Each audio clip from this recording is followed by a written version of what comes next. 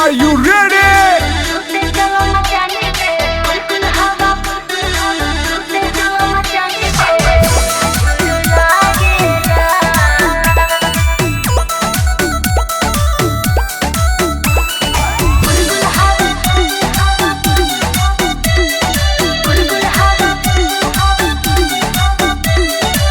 दिन भर के खटनी से थक गई देहिया तू कौने रे लगावे लो नहिया।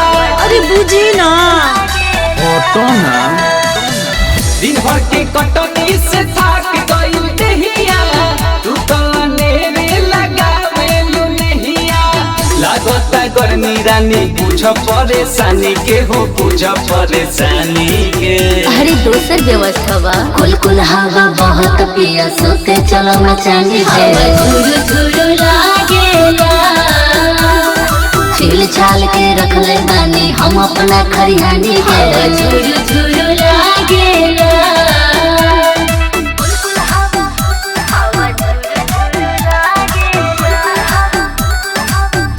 म्यूजिक बाय प्रिंस पवन पवन पवन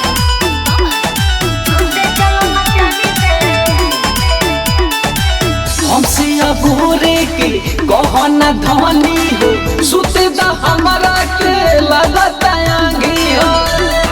हटो ना, कहानी सब हटो। प्लीज आँखी के सोझा तोहरा बोझा रही पिया हो के हो ना ओझा रही।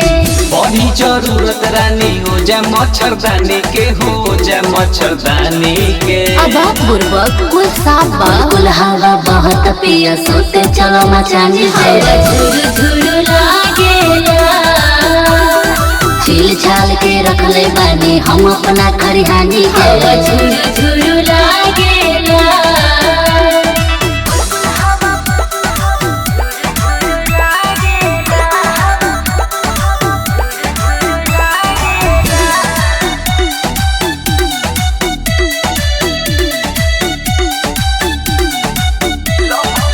लहइलो राहु कुचटी कोरा लागल बालूक हमरा थोड़ा थोड़ा हो। घूटे घूटे पियई हो। तो है अमवी पका दी प्रिंस पवन पिया भी जनथौसी बाके बदौरी और चाले के चलाउसी।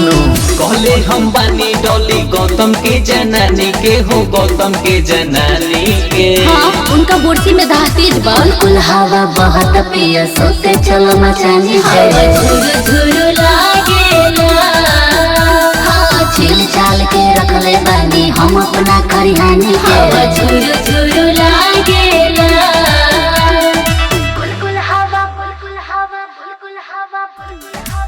कुल हवा बहुत पिया सोते चलो मचानी पे झुरु झुरु लागेला। हाँ छिल छाल के रख ले बानी हम अपना खरिहानी पे।